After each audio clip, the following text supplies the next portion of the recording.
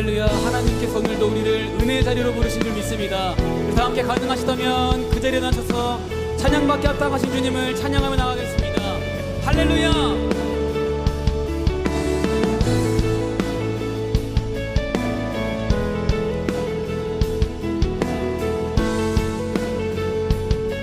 함께 선포합니다. 능력의 주, 능력의 주, 실패가 없네. 전능하신 주님, 구하는 것보다 원하는 것보다 위대하신 주, 죽음도 이겨내신 주님 사셨네. 오 능력의 주, 주 안에 승리하리 우리 주. 오 능력의 주.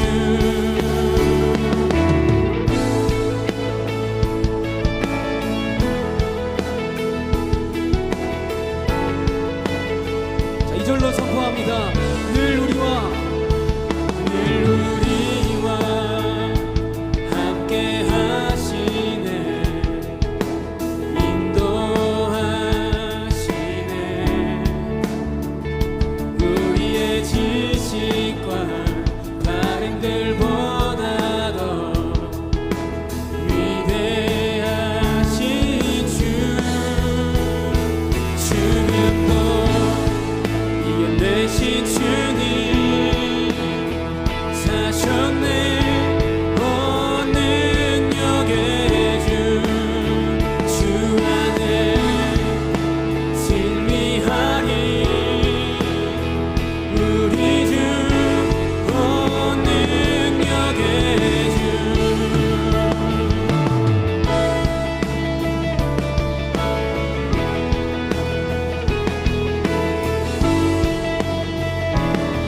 다 함께 주 우리를 인도하시네. 주 우리를 인도하시네. 주님 결코 우리 떠나시지 않네.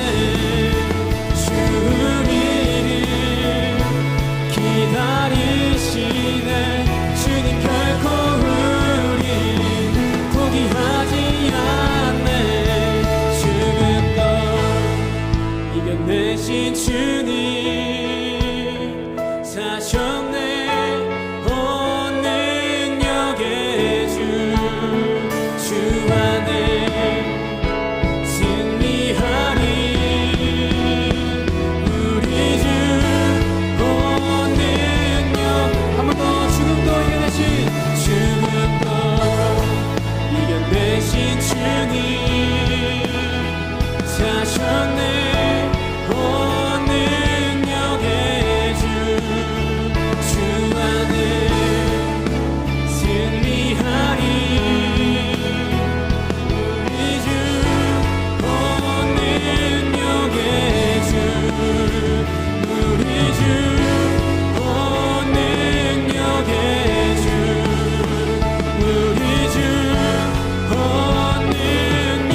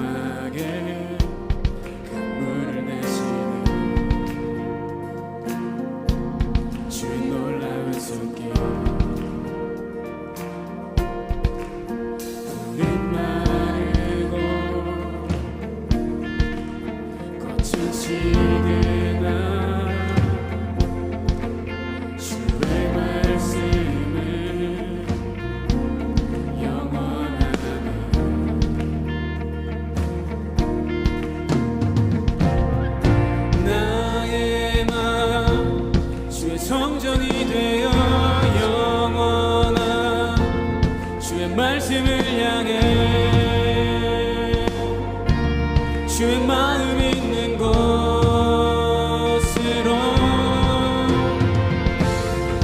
나의 삶 주의 말씀을 따라 이루신 주의 나라를 향해 주의 시선 있는 곳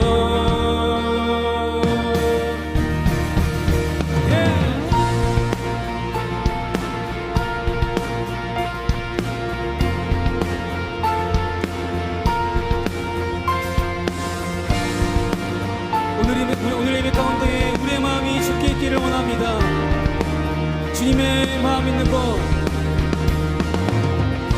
주님의 마음 있는 곳 주님의 시선이 있는 곳 내가 있기 원하네. 다 함께 푸른 마르고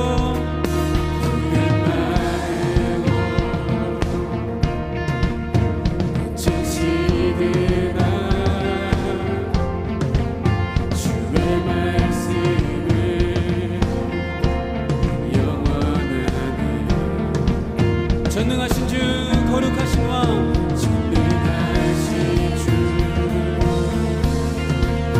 거룩하신 왕 주님의 말씀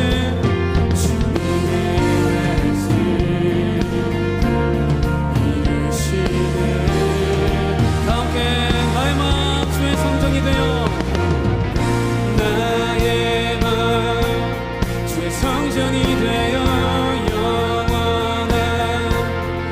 말씀을 향해 주의 마음 있는 곳으로 나의 삶 주의 말씀을 따라 이루신 주의 나라를 향해 주의 시선 있는 곳 다 함께 주님의 마음 있는 곳 주님의 마음 있는 곳 주님의 시선 있는 곳 내가 있기 원하네. 주님의 마음 있는 곳 주님의 마음 있는 곳 주님의 시선 있는 곳 내가 있기 원하네. 나의 마음 주의 성전이 되어 나의 마음 주의 성전이 되어 영원한 주의 말씀을 향해 주의 마음 있는 곳으로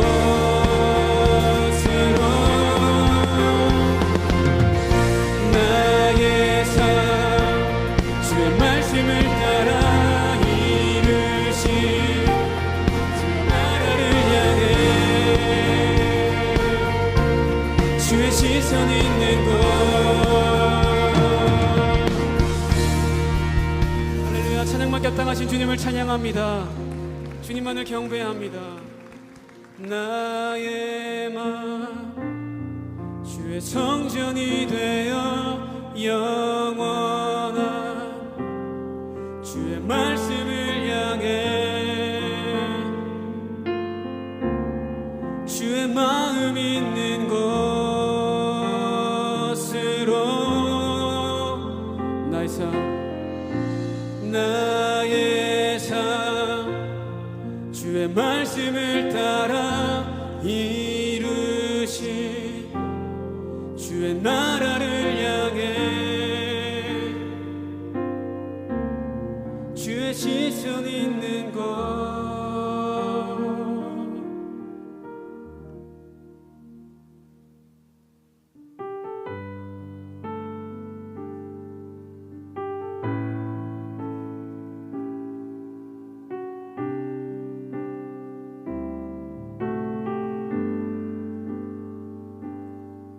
주께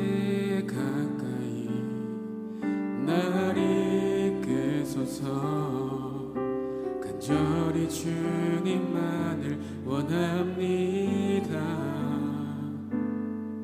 채워주소서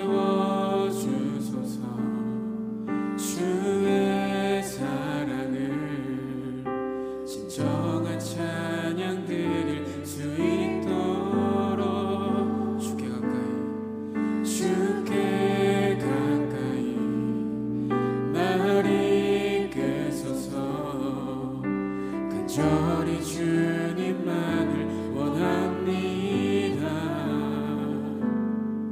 채워주소서 주의 사랑을 진정한 찬양 드릴 수 있도록 목마른 나의 영혼 주를 부르니 나의 맘 맞춰 주소서.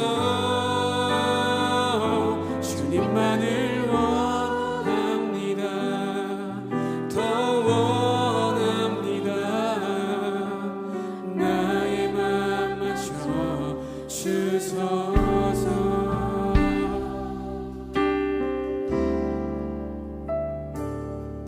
주께 가까이 날 이끄소서. 간절히 주님만을 원합니다. 채워주소서 주의 사랑을 진정한 찬양 드릴 수. 다 함께 목마른 나의 영혼 목마른 나의 영혼 주를 부르니 나의 맘 맞춰 주소서. 주님만을 원합니다. 더 원합니다. 나의 맘 맞춰 목마른 나의 영혼 목마른 나의 영혼 주를 부르니 나의 맘 맞춰 주소서. 주님만을 원합니다. 더 원합니다. 나의 맘 맞춰 더 높은 목소리로 목마른 나의 영혼 목마른 나의 영혼 주를 부르니 나의 맘 맞춰 주소서. 주님만을 원합니다. 더 원합니다. 내 마음을 주 앞에 드립니다. 목마른 나의 영혼 목마른 나의 영혼 주를 부르니 나의 맘 맞춰 주소서. 주님만을 원합니다.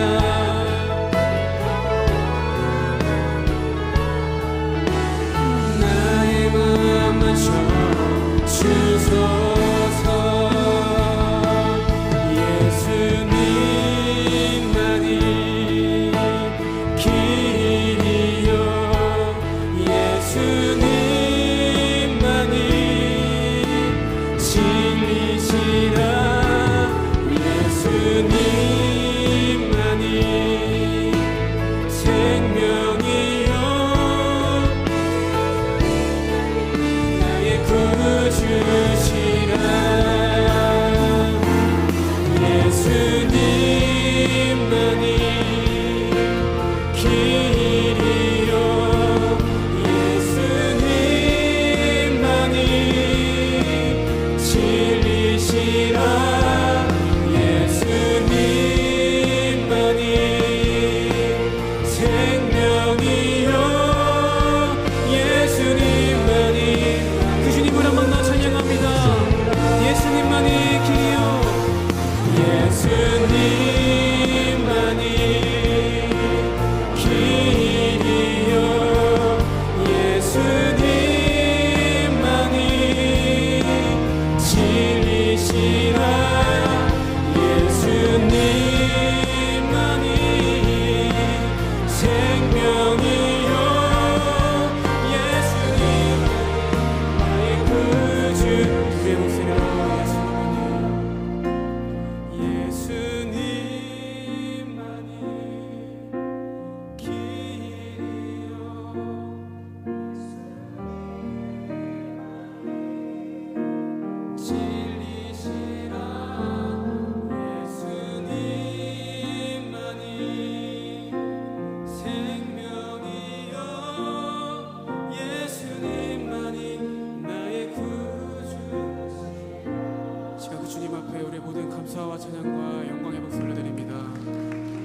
주님만이 길이요 진리요 생명이 되십니다.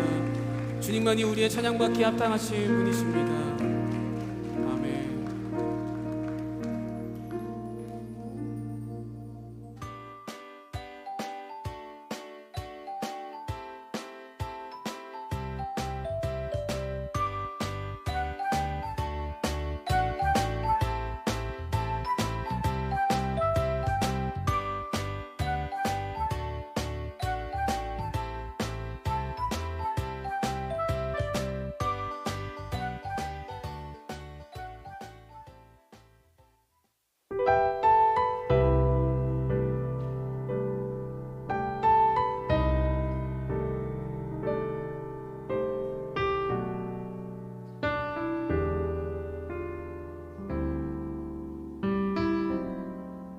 깨진 병에 주의 귀한 포도주를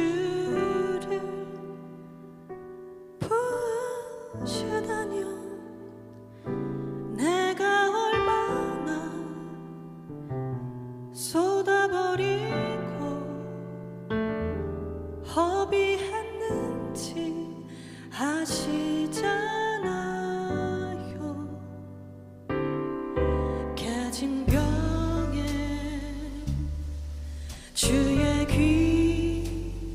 귀한 진주를 맡기시다니요 내가 얼마나 잃어버리고 외면했는지 아시잖아요. 귀한 포도주를 저처럼 비참한 사람에게 부으시다니요 그 귀한 진주를 저처럼 무정한 사람에게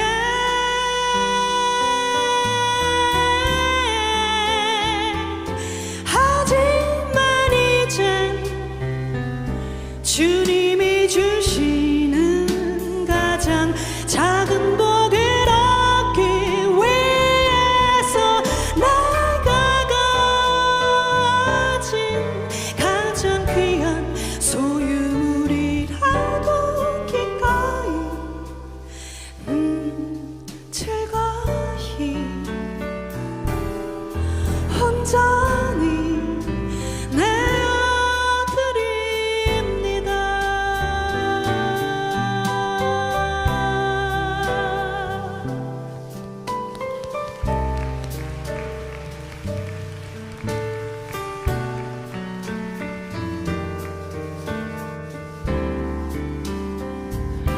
귀한 포도주를 저처럼 비겁한 사람에게 부으시다니요 그 귀한 진주를 저처럼 무정한 사람에게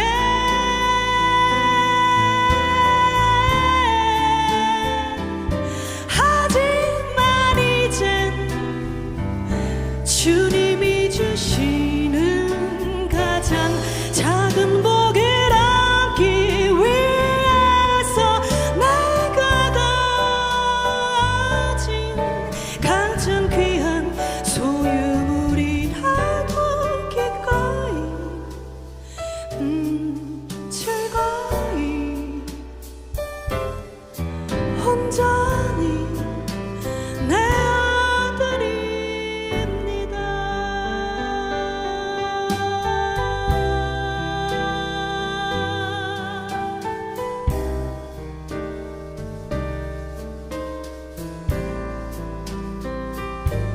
처음부터 주님의 것입니다. 아멘.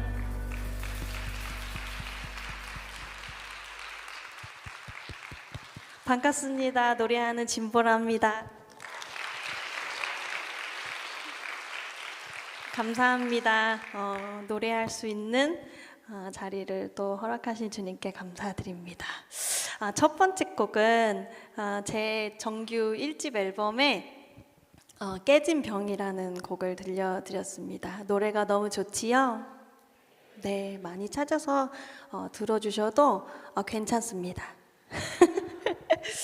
이제 두 번째 곡 들려드려야 되는데, 곡을 들려드리기 전에 저희 아빠 얘기를 잠깐만 해도 될까요? 네, 저희 아빠는 어떤 분이시냐면 장난기가 되게 많으시고, 그 다음에 귀여운 허세가 조금 있는 장로님이십니다. 근데 그 장로님께서 가끔 가족들을 이렇게 쫙 앉혀놓고 훈화 말씀을 이제 시작하실 때가 있으세요. 근데 그게 가끔 너무 좋은 말씀을 하실 때가 있어요. 가끔 저희 장로님께서 좋은 말씀을 하실 때가 있는데, 그게 지난주 월요일이었어요. 지난주 월요일에 그거를 여러분께 들려드리려고 하거든요. 저희 남편이랑 저를 장로님께서 앉히셨어요. 그래서 이제 훈화 말씀이 시작하시는데, 이제 보라야, 인생이란 파도가 계속 몰아치는 것과 같아. 이제 이러면서 이제 시작하셨거든요. 그런데 그때 우리가 할 수 있는 것은 두 가지가 있어. 이렇게 말씀하시더라고요. 하나는 파도가 오면 점프를 해. 그래서 파도를 잘 넘어가 봐. 그런데 두 번째, 파도가 너무 높아가지고 보라, 너가 파도를 못 넘을 것 같을 때, 그럴 때는 잠수를 해봐. 이러시더라고요. 보라야, 잠수를 해. 그러면 아무리 큰 파도도 다 지나가 있어. 이렇게 말씀하셨어요. 근데 저는 아버지의 삶을 옆에서 지켜봤기 때문에 굉장한 기감이 됐던 것 같습니다. 그래서 제가 여러분들께 어떤 곡을 들려드릴까 생각을 하다가, 제가 큰 파도를 만났을 때, 잠수를 했었을 때 많이 부르던 찬양이 있거든요. 정말 많은 가족이 한꺼번에 주님 곁으로 가기도 하고, 또 엎친 데 겹치는 그런 일들이 저한테도 일어났었는데, 그때 제가 많이 불렀던 찬양이 있어요. 그래서 그거를 여러분께 들려드리면 좋겠다 생각을 했습니다. 그 곡을 많이 부르면서 제 마음에 소망이 많이 생기고, 덕분에 이렇게 이 자리에서 또 노래를 나눌 수 있는 은혜를 허락하신 것 같습니다. 박수 주시면 두 번째 노래 시작하도록 하겠습니다.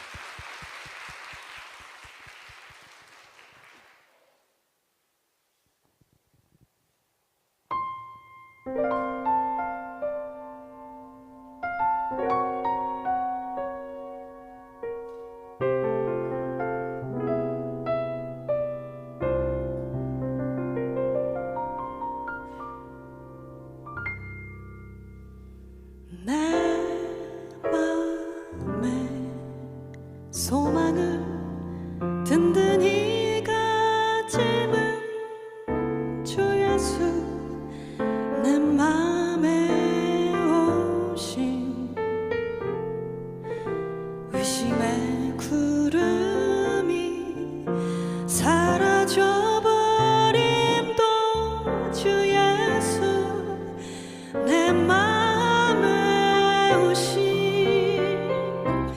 주 예수, 내 맘에 오신 주 예수님, 내 맘에 오신 물밀듯 내 맘에 기쁨이 넘치는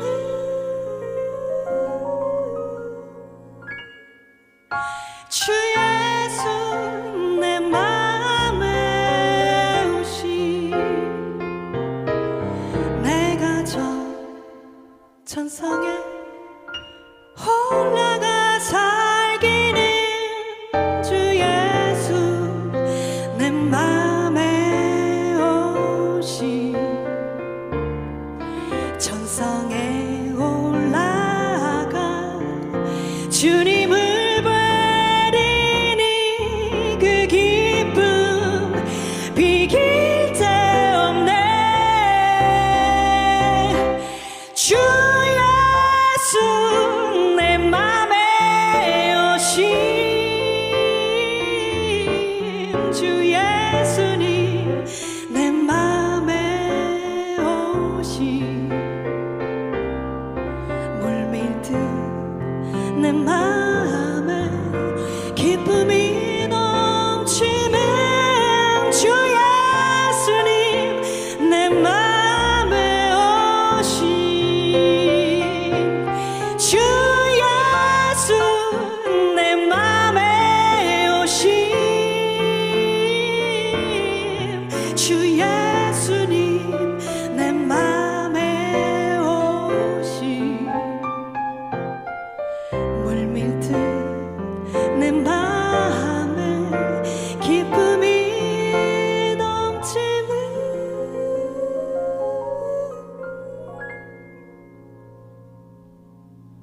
주 예수님 내 맘에 오심.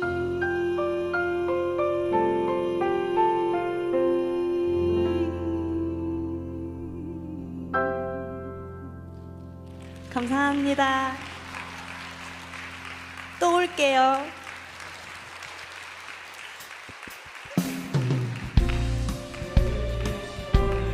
또 환영하고 축복합니다. 오늘 예배에 처음 오신 분이 있다면 축복하는 시간을 좀 가지고 싶은데요. 계시다면 한번 손을 들어서 표시해주면 좋겠습니다. 축복하고 선물 나누는 시간 가지려고 합니다. 네, 어디에 계실까요? 아, 네, 저기 계시네요. 네, 잘 오셨습니다. 박수로 환영하고 축복합니다. 네, 또 처음 오신 분 손을 들어 표해 주시면 좋겠습니다. 어디에 계실까요? 2층. 아, 네, 잘 왔습니다. 환영하고 축복합니다. 네, 또 계실까요? 네, 처음 오신 분들 잠시 자리에서 일어나시면 저희가 찬양으로 함께 축복하는 시간 가지려고 합니다. 잠시 자리에서 일어나시면 축복하도록 하겠습니다. 너는 하나님의 사랑, 아름다운 하나님의 사랑, 나는 널 위해 기도하며 내 길을 축복할 거야. 너는 하나님의 선물, 사랑스러운 하나님의 열매, 주의 품에 꽃 피운 나무가 되어줘. 네, 우리 이 시간 한 번 더 축복하길 원하는데요. 이 시간에는 가족이 함께 아니면 자녀와 함께 오신 분들 계시면 손을 들어주시면 감사하겠습니다. 혹시 가족과 함께 오신 분 계실까요? 네, 저기 뒤쪽에 네, 환영하고 축복합니다. 네, 잘 오셨습니다. 또 네, 여기도 네, 잘 오셨습니다. 환영하고 축복합니다. 또 계실까요? 아, 네. 여기 앞쪽에도 계시네요. 네, 박수로 환영하고 축복합니다. 네. 아, 네, 저쪽에도 계시네요. 잘 오셨습니다. 환영하고 축복합니다. 네. 또 계실까요?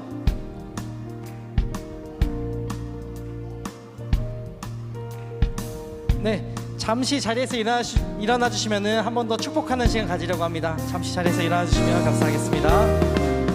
너는 하나님의 사랑, 아름다운 하나님의 사랑, 나는 널 위해 기도하며 내 길을 축복할 거야. 너는 하나님의 선물, 사랑스러운 하나님의 열매, 주의 품에 꽃 피운 나무가 되어줘. 나무가 되어줘. 나무가 되어줘. 나무가 되어줘. 네, 감사합니다. 자리에 앉으셔도 됩니다. 네, 오늘 처음 오신 분들은 이따가 잠시 예배 후에 자리에 남아주시면 저희 스태프들과 잠시 이야기 나누고 돌아가시면 좋겠습니다. 그리고 또 교회 등록이나 기타 문의사항이 있으시면 본당 뒤편의 안내 데스크를 찾아주시면 저희가 친절히 안내하도록 하겠습니다. 자, 그러면은 주제 영상 보시고 다음 순서 이어가도록 하겠습니다.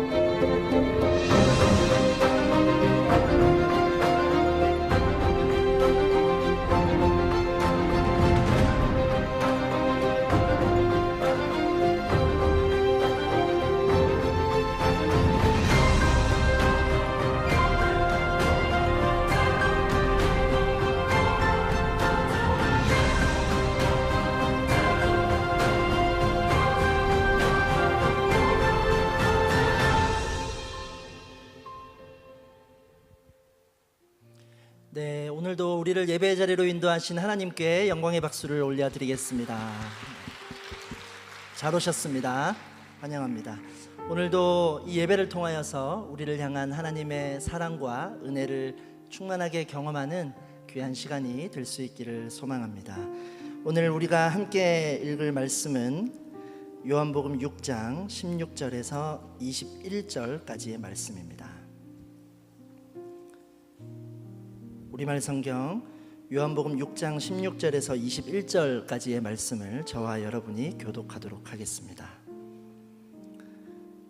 날이 저물자 예수의 제자들은 바다로 내려갔습니다. 거기서 그들은 배를 타고 바다를 건너 가버나움으로 향했습니다. 날은 이미 어두워졌고 예수께서는 아직 그들이 있는 곳으로 오시지 않았습니다. 세찬 바람이 불어 물살이 거세어졌습니다. 그들이 노를 저어 한 25에서 30 스타디온쯤 갔을 때 예수께서 무리를 걸어서 배 쪽으로 다가오시는 것이 보였습니다. 그들은 두려웠습니다. 그러자 예수께서 그들에게 말씀하셨습니다. 나다, 두려워하지 말라. 그러자 그들은 기꺼이 예수를 배 안으로 모셨습니다. 배는 곧 그들이 가려던 땅에 도착했습니다. 네, 오늘은 절망에서 평안으로라는 제목으로 말씀을 함께 나누도록 하겠습니다. 저희가 3월부터 예수님의 기적에 대해서 계속 살펴보고 있습니다. 요한복음에는 모두 7가지의 기적이 나옵니다. 그리고 이 기적이 기록된 이유는 예수 그리스도가 누구이며 또 어떤 분이신지를 나타내고자 하는 것입니다. 요한복음 20장 31절의 말씀을 함께 읽어보도록 하겠습니다. 요한복음 20장 31절 같이 읽겠습니다. 시작. 그러나 이것들이 기록된 목적은 여러분들로 하여금 예수가 그리스도이며 하나님의 아들이심을 믿게 하고 또 믿어서 예수의 이름으로 생명을 얻도록 하기 위함입니다. 아멘. 7가지의 기적 중에서 오늘 이 무리를 걸으신 기적은 5번째의 이야기입니다. 지난 주일 저희가 말씀을 통해서 보리빵 5개와 물고기 2마리로 5,000명을 먹이신 이야기를 살펴보았습니다. 이 놀라운 기적 이후에 사람들이 이 예수님을 왕으로 세우려는 움직임이 있었습니다. 당시에 그들은 그들을 먹여주는 자를 왕으로 세워야 한다고 생각했기 때문입니다. 어쩌면 당연한 이야기일 수도 있지요. 그러나 예수님께서는 이 먹는 문제 때문에 왕으로 세우려는 사람들의 이 생각에는 전혀 관심이 없으셨습니다. 그래서 예수님은 제자들을 다른 곳으로 이동하게 하십니다. 그 후에 예수님 자신도 그 무리를 떠나서 혼자 산으로 가서 기도하시는 모습을 볼 수 있습니다. 이러한 배경에서 이제 오늘의 이야기가 이어지게 됩니다. 저는 오늘의 본문을 통해서 세 가지의 내용을 함께 나누기를 원합니다. 첫 번째로 우리가 함께 생각해 볼 부분은 우리는 누구나 살면서 풍랑을 만나게 된다라는 것입니다. 우리는 누구나 살면서 풍랑을 만나게 됩니다. 우리가 읽었던 본문 17절과 18절 말씀을 다시 한번 함께 읽어보도록 하겠습니다. 17절과 18절 함께 읽겠습니다. 시작. 거기서 그들은 배를 타고 바다를 건너 가버나움으로 향했습니다. 날은 이미 어두워졌고 예수께서는 아직 그들이 있는 곳으로 오시지 않았습니다. 세찬 바람이 불어 물살이 거세어졌습니다. 이 제자들은 배를 타고 바다를 건너 이동하게 됩니다. 이 바다를 갈릴리 호수라고도 부르기도 하는데요. 가로가 약 20km 정도 되는, 그리고 세로도 약 10km 정도 되는 꽤 큰 호수로 보는 것이 조금 더 자연스러워 보일 수 있겠습니다. 이 갈릴리 호수는 갑작스러운 바람이 자주 일어나는 곳이기도 했습니다. 오늘 말씀에도 세찬 바람이 불어서 거센 풍랑을 제자들이 만나게 되었다라고 이야기합니다. 이렇게 갑작스러운 예상하지 못한 풍랑을 만난 제자들이 어려움을 마주하게 된 것이죠. 우리의 삶에는 이처럼 예상하지 못하는 풍랑을 만날 때가 있습니다. 예상할 수 있는 일이라면 우리가 대비할 수도 있고 또 마음의 준비를 할 수가 있을 것입니다. 그러나 이 바람은 우리에게 언제 나타날 것이라는 소식을 미리 알려주지 않습니다. 그래서 우리는 이로 인해서 놀라고 당황하고 염려하게 되기도 하는 것입니다. 이것은 믿음의 길을 가는 우리 그리스도인들도 마찬가지입니다. 신앙이 있다고 해서 문제가 비켜가고 또 그 문제가 우리를 피해가지 않는다라는 사실입니다. 우리가 누구나 살면서 풍랑을 만나게 되는데, 지금 본문도 예수님을 따르고 또 예수님과 함께 하던 제자들이 이 풍랑을 만나고 있지 않습니까? 심지어 이들은 말씀에 순종하며 이동하고 있는데도 이런 어려움을 만나고 있습니다. 같은 이야기가 다른 복음서에도 기록되어져 있는데요. 마태복음 14장 22절 말씀을 보면 예수께서 제자들을 배에 태워 먼저 건너가게 하셨다라고 기록되어져 있습니다. 이 제자들 입장에서는 예수님이 가라고 하셔서 가고 있는데 그 와중에 큰 문제를 만나게 된 것입니다. 이해가 되지 않을 수 있죠. 질문이 생길 수 있고 또 불평하는 상황을 마주할 수 있는 것입니다. 왜 우리에게 이런 풍랑을 있는 것인가? 우리가 왜 이런 풍랑을 만나게 되는가라는 질문입니다. 우리가 신앙생활을 하다 보면 또 믿음을 지키며 나아가다가 보다 우리가 풍랑을 만나게 되는 경우들이 있는데 크게 세 가지의 경우로 볼 수 있습니다.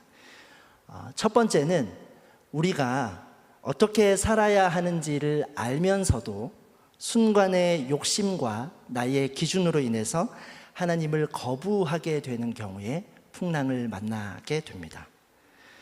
성경의 인물로 보면 요나와 같은 인물이나 또 사울과 같은 인물이라고 볼 수 있습니다.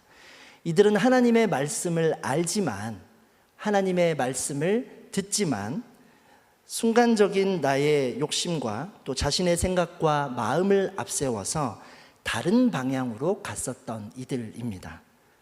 하나님께서는 이들을 바른 자리로 데리고 가시고자 또 거센 바람을 주시기도 하셨습니다. 두 번째는 우리가 살고 있는 이 세상이 깨어진 세상이어서 그렇습니다. 성경에 요셉이라는 인물이 있는데요.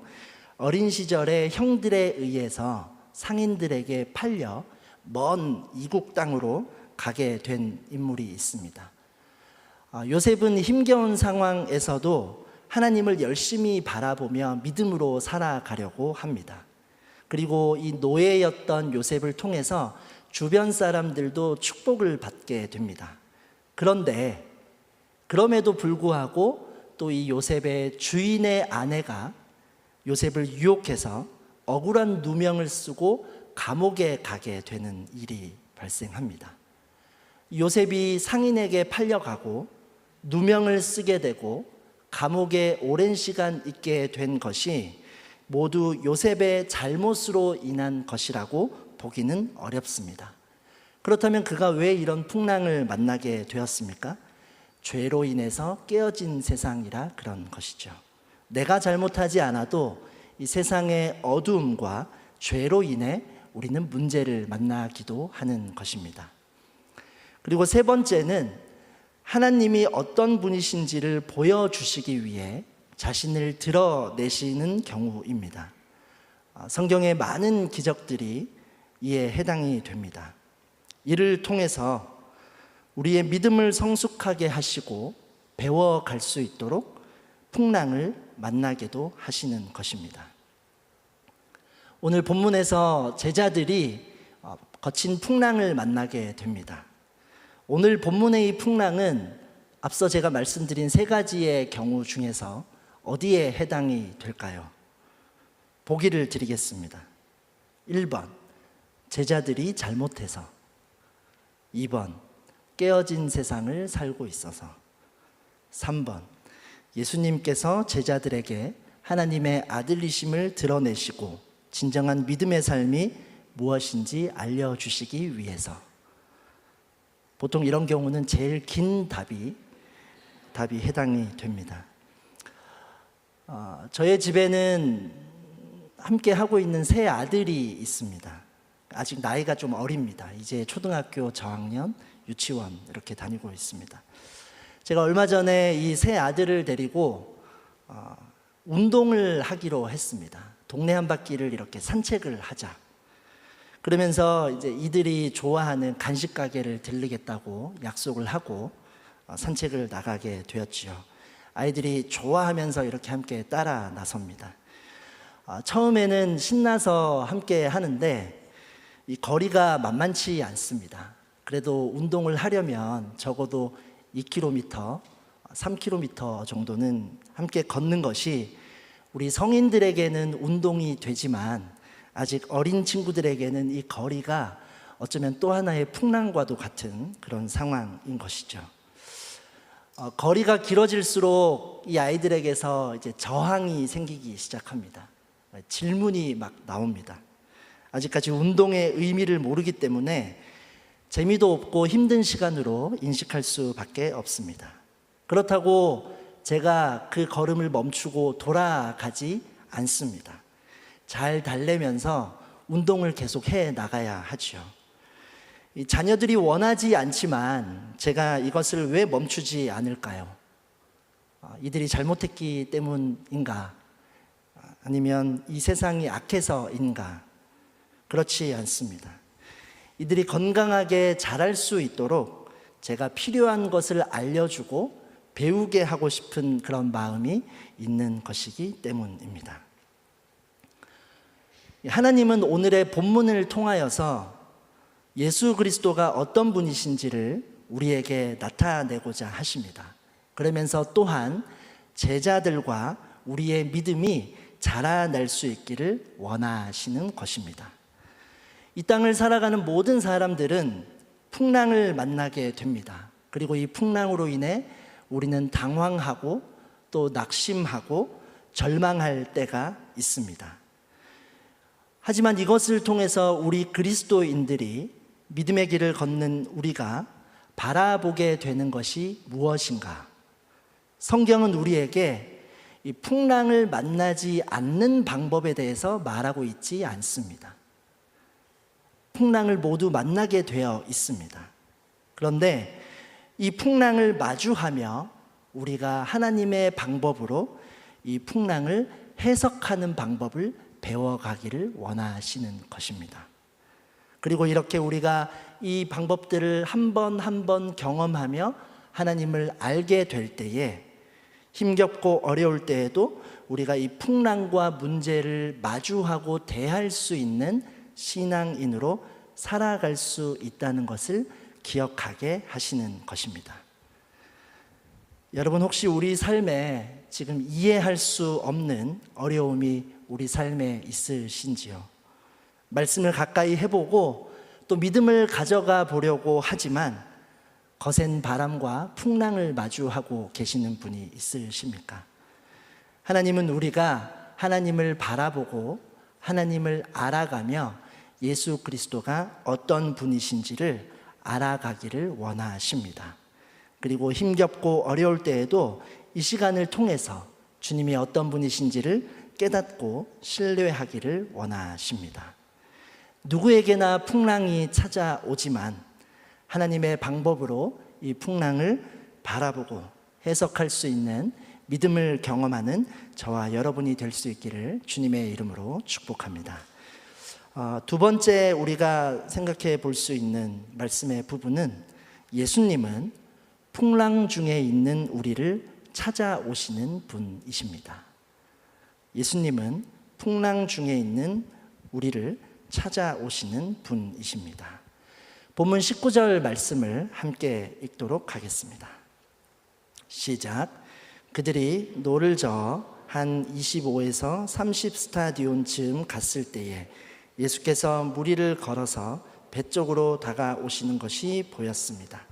그들은 두려웠습니다. 큰 풍랑에 시달리고 있는 제자들 앞에 예수님이 나타나셨습니다. 예수님은 제자들이 어려움 중에 있는 것을 알고 계셨습니다. 그들의 배가 안전하지 못한 것을 보고 계셨습니다. 힘겨워하고 있는 제자들의 형편을 보고 계신 것입니다. 같은 이야기가 다른 복음서에 기록되어져 있는데요. 마가복음 6장 48절의 말씀을 함께 읽어보도록 하겠습니다. 같이 읽겠습니다. 시작. 예수께서는 제자들이 강한 바람 때문에 노 젓느라 안간 힘을 쓰는 것을 보셨습니다. 이른 새벽에 예수께서 물 위를 걸어 그들에게 나아가시다 그들 곁을 지나가려고 하셨습니다. 예수님은 산 위에 기도하러 가셨습니다. 그러나 그곳에서도 이렇게 고생하고 안간 힘을 쓰고 있는 제자들을 보고 계셨던 것입니다. 우리 인생에 힘겹고 어려운 순간들이 있을 때 우리가 기억할 수 있는 사실은 그때에도 하나님이 우리를 바라보고 계신다는 사실입니다. 그런데 이 주님이 어떤 분이십니까? 오늘 말씀에서 예수님은 물 위를 걸으셨다고 성경에 기록되어져 있습니다. 이 자연을 지배하시는 기적의 방법을 보여주고 계신 것입니다. 이 제자들이 노를 저어서 간 거리가 약 30 스타디온이라고 하는데 그래도 약 4km 이상이 되는 거리입니다. 호수 거의 한가운데에 있을 때에 그때에 예수님께서 그 물 위를 걸어서 제자들에게 오신 것입니다. 인간의 이성으로는 설명이 잘 되지 않는 일입니다. 그래서 제자들도 두려워했다라고 합니다. 이런 생각을 한번 해보게 됩니다. 제자들이 파도와 정말 괴롭게 씨름할 때 그들이 정말 안간힘을 쓰면서 그 사투를 벌이고 있을 때에 누구를 떠올리고 생각했을까? 그래도 그동안 기적을 보면서 함께한 시간들이 있는데 그래도 예수님을 간절하게 기다리지 않았을까? 이런 생각이 있지요. 그런데 정작 그렇게 기다린 예수님이 나타났을 때 이 제자들이 예수님을 알아보지 못했다라고 성경에 기록되어져 있습니다. 마태복음과 마가복음에는 이 무리를 걸으신 예수님을 보고 제자들이 어떻게 표현을 했냐 하면 유령이다라고 외쳤다라는 기록이 있습니다. 예수님께서 물 위를 걸어오실 것이라고는 상상도 하지 못했던 것이죠. 이 말씀 속에는 예수님의 신성과 예수님의 인성이 함께 담겨져 있는 부분이라 할 수 있습니다.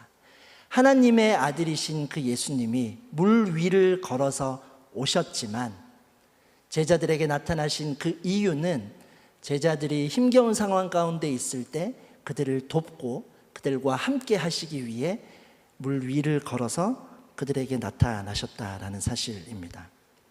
그 새벽에 물 위를 걸어 가셨습니다.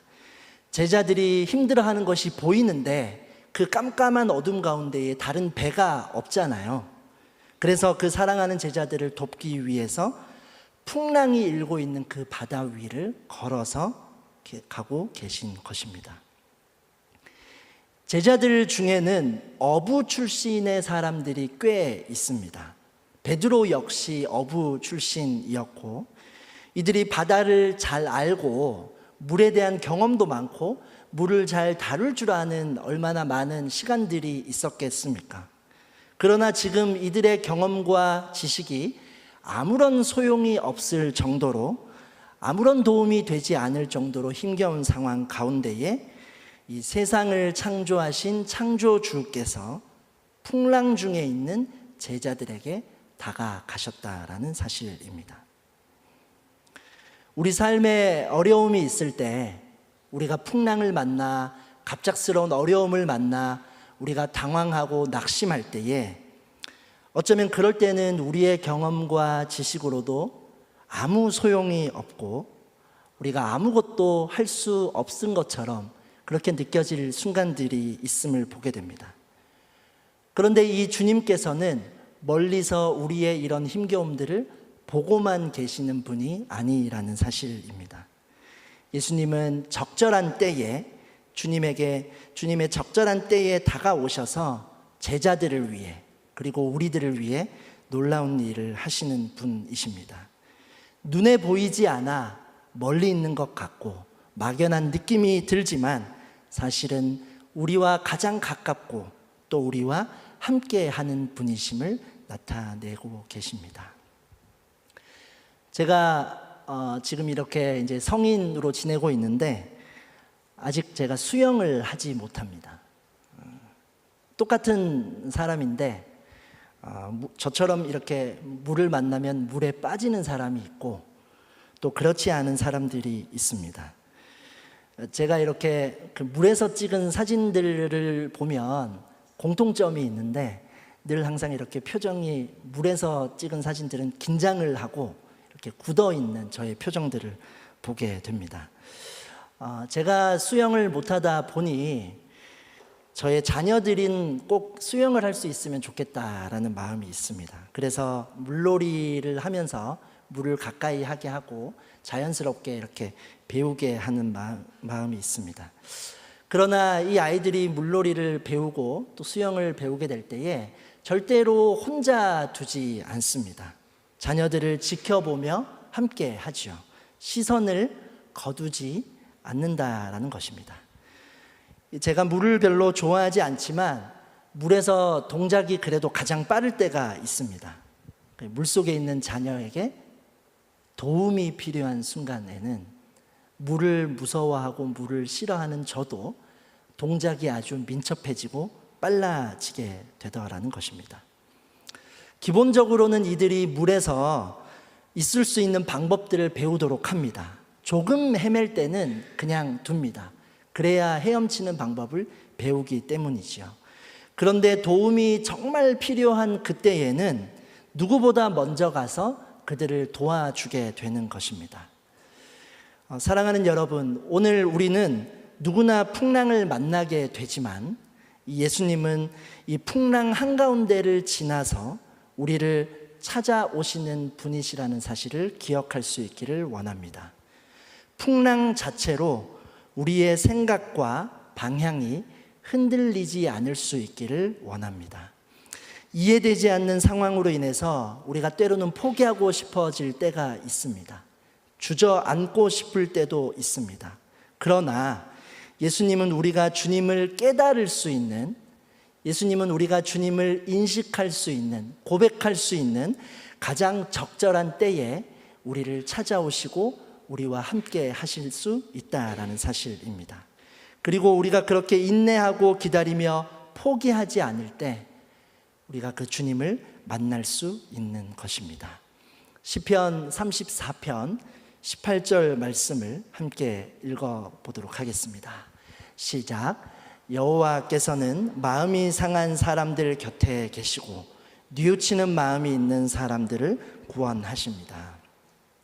이 하나님은 우리를 늘 보고 계시고 풍랑 중에도 우리를 찾아오십니다. 우리가 지금 당장은 느끼지 못해도 가장 적절한 때에 우리에게 오십니다.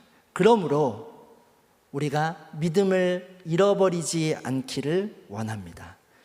때로는 조급하거나 불평하거나 원망하면서 주님과 멀어지게 될 때도 있지만 오늘의 이 말씀을 기억하며 가장 적절한 때에 우리를 찾아오시며 또 우리를 늘 바라보고 계시는 그 주님을 기억하며 우리가 예수님께 기도하며 나아갈 때에 이 시간을 통해서 하나님의 은혜와 긍휼을 경험하게 되는 저와 여러분이 될 수 있기를 원합니다. 마지막으로 세 번째는 예수님은 우리에게 두려워하지 말 것을 말씀하시는 분이십니다. 예수님은 우리에게 두려워하지 말 것을 말씀하시는 분이십니다. 본문 20절 말씀을 함께 읽도록 하겠습니다. 시작. 그러자 예수께서 그들에게 말씀하셨습니다. 나다, 두려워하지 말라. 예수님은 제자들에게 두려워하지 말 것을 말씀하십니다. 그러면서 왜 두려워하지 말아야 하는지 그 이유를 직접 보여주십니다. 예수님이 제자들에게 다가오신 시간은 이른 새벽입니다. 그러니까 밤새도록 이 제자들이 풍랑에 시달린 것이죠. 날이 저물 때 출발했는데 이른 새벽에 예수님이 나타나실 때까지 이 거센 파도와 풍랑과 싸우고 있었던 것입니다. 그렇게 칠흑 같은 밤이 지나고 이제 새벽이 가까워져 옵니다. 이 제자들이 밤새 괴로워했던 것이 무엇입니까? 거센 바람과 파도 때문이지요. 그런데 예수님께서는 그 물 위로 걸어오고 계신 것입니다. 그들이 밤새 씨름하고 괴로워했던 그 문제 위로 예수님이 나타나고 계신 것입니다.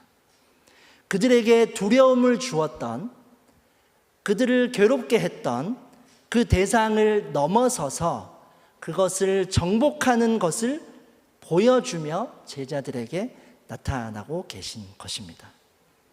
이것이 주님의 능력이며 주님의 권세임을 우리가 볼 수 있습니다. 예수님이 누구이시며 어떤 분이신지 하나님의 아들이신 그 진리를 오늘 직접 보여주고 계신 것입니다. 우리에게 두려움을 주는 그 대상을 다스릴 수 있는 분이 되신다는 사실을 예수님이 보여주십니다. 그리고 또 하나의 인상적인 기록이 있습니다.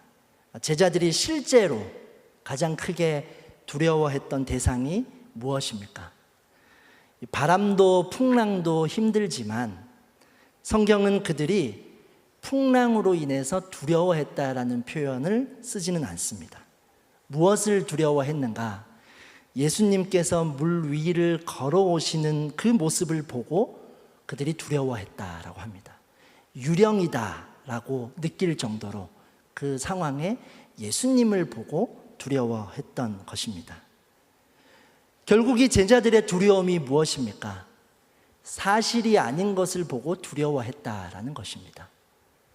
근거 없는 두려움이자 자신들의 느낌으로 인해서 그들이 그 두려움을 느끼게 되었다라는 것입니다. 어쩌면 우리도 우리 삶에 갑작스러운 풍랑으로 인해서 우리가 막연하고 근거 없는 느낌과 생각으로 두려움을 경험할 때가 있습니다. 이 워낙 당황스럽고 또 예측하지 못한 일들이 일어나다 보면 사실을 정확하게 바라보지 못한 채 불안과 상상으로 인해서 미래를 두려워하게 될 때도 우리 삶에 있음을 보게 되지요. 예수님은 우리에게 이렇게 말씀하십니다. 나다, 두려워하지 말라. 이 나다라는 예수님의 말씀은 하나님께서 자신을 소개하실 때에 말씀하신 것과 동일한 표현입니다. 예수님이 곧 하나님이심을, 신적인 그 권세와 권위를 나타내고 계신 것입니다. 여러분, 예수님은 우리가 두려워하는 것을 원하지 않으십니다. 우리의 마음과 불안은 하나님께서 함께 하신다는 그 확신 속에서 비로소 평안을 누릴 수 있다라는 것입니다. 디모데후서 1장 7절 말씀을 함께 읽도록 하겠습니다. 시작. 하나님께서 우리에게 주신 것은 두려움의 영이 아니라 능력과 사랑과 절제의 영이다. 아멘. 사랑하는 여러분, 오늘 여러분의 인생이 바람과 파도로 인해서 풍랑을 만나고 있을지 모릅니다. 세상은 우리의 절망 앞에서 우리를 향해 이렇게 말합니다. 나 혼자다. 더 이상 길이 없다. 내가 할 수 있는 것은 여기까지다. 우리의 절망 앞에서 세상은 우리에게 이렇게 속삭입니다. 그러나 성경은 그렇게 말하지 않습니다. 이 절망은 끝이 아니라 우리가 예수님을 만날 수 있는 시작이 된다라고 이야기하고 있는 것입니다. 예수님은 절망의 바다를 넘어서 우리에게 걸어오시는 분이시기 때문입니다. 그러니 이 시간 우리가 기억하기를 원합니다. 예수님은 우리의 삶을 보고 계십니다. 그리고 예수님은 풍랑 한가운데로 우리를 찾아오셔서 우리에게 말씀하십니다. 두려워하지 말라. 한 가지 그림을 보면서 오늘 말씀을 마무리하려고 합니다. 이 그림은 갈릴리 호수의 폭풍이라는 제목으로 네덜란드의 화가 렘브란트의 작품입니다. 오늘 본문의 이야기를 배경으로 해서 예수님이 제자들과 함께 폭풍 속 갈릴리 호수에 있는 그 배를 그린 것이지요. 우리가 오늘 말씀을 통해 본 것처럼 이 배는 거센 파도에 뒤틀리고 있고 또 제자들은 두려워하고 있습니다. 여러분, 잘 보이지는 않겠지만 어떤 제자는 지금 토하고 있고 또 어떤 제자는 배를 꽉 붙들고 있고 또 어떤 제자는 절망한 눈빛으로 하늘을 바라보고 있습니다. 그런데 이 그림에는 한 가지 독특한 점이 있습니다. 성경에서 이야기하는 예수님의 제자는 12명인데요. 이 그림에는 13명이 배를 타고 있습니다. 이 많은 학자들이 이야기하기를 이 한 명은 바로 이 그림을 그렸던 렘브란트 자신의 모습을 넣었을 것이라고 이야기를 합니다. 그가 이 자신의 그림에 자신의 모습을 자주 포함시켰던 그런 습관이 있었기 때문에 또 이러한 해석을 하는 것을 보게 됩니다. 여러분, 오늘 성경에서 이 제자들이 만난 풍랑은, 이 폭풍은 성경 속의 이야기일 뿐만 아니라 지금 이 시대를 살아가는 우리의 이야기이기도 합니다.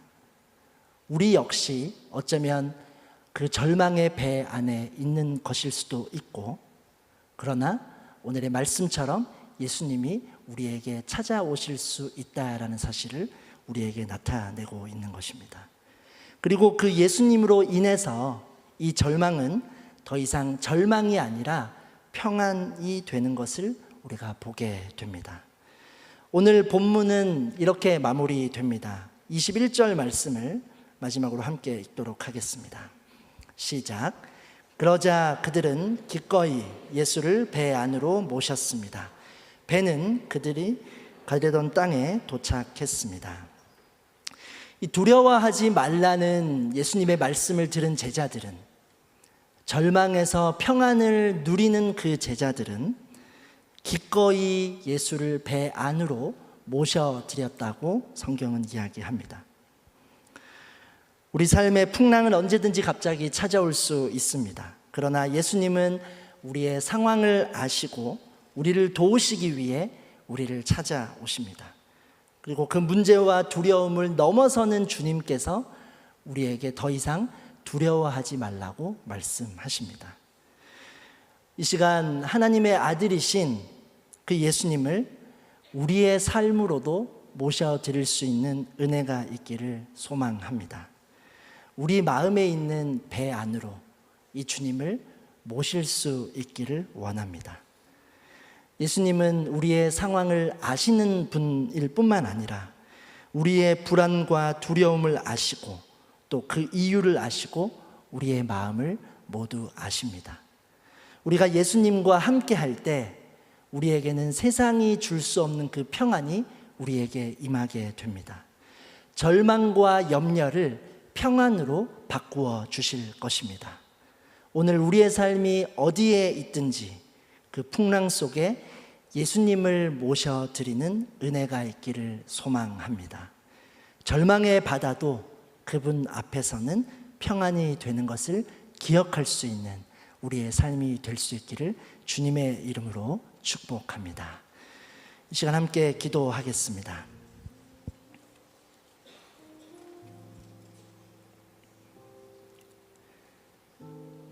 사랑의 하나님, 오늘도 우리를 이 자리에 초대해 주셔서 감사합니다. 우리가 때로는 삶의 바다 한가운데에서 어두움으로, 바람으로, 파도로 인해 방향을 잃고 두려움에 빠질 때가 있습니다. 그러나 오늘 말씀을 통해서 우리가 다시 기억하기를 원합니다. 우리의 절망 속에 주님은 우리를 찾아오시고 우리의 두려움 한가운데에서 두려워하지 말라고 말씀하시는 그 주님을 우리가 바라봅니다.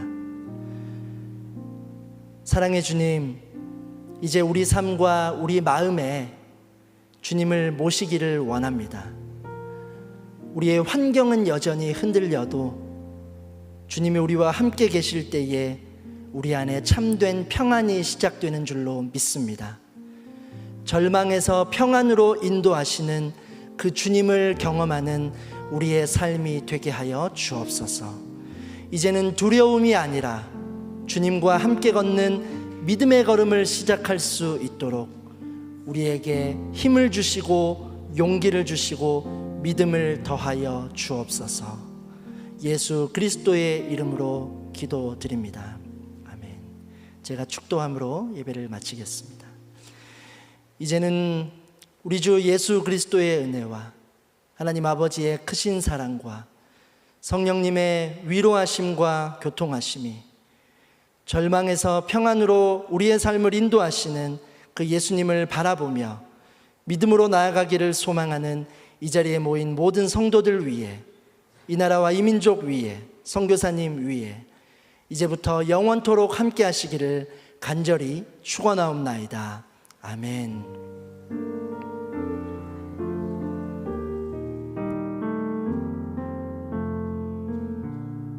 예배를 받으신 하나님께 감사와 영광의 박수 올려드리겠습니다. 이곳에서의 모든 예배를 마칩니다. 삶의 자리 가운데 승리하시기를 소망합니다.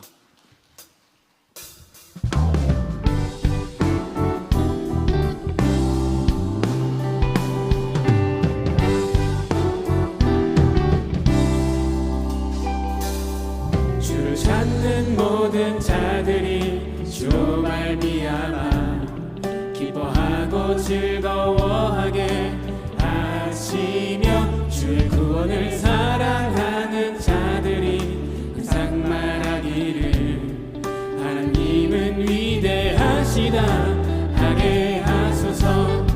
주를 찾는 모든 자들이 주로 말미암아 기뻐하고 즐거워하게 하시며 주의 구원을 사랑하는 자들이 항상 말하기를 하나님은 위대하시다 하게 하소서. 주는 나의 도움 나를 건지시느니 여호와여 지체 말고 내게 임하소서. 가난하고 궁핍한 내 마음 가운데 여호와여 속히 임하소서. 주는 나의 도운 나를 건지시느니 여호와여 지체 말고 내게 임하소서 가난하고 궁핍한 내 마음 가운데 여호와여 속히 임하소서 여호와여 속히 임하소서 여호와여 속히 임하소서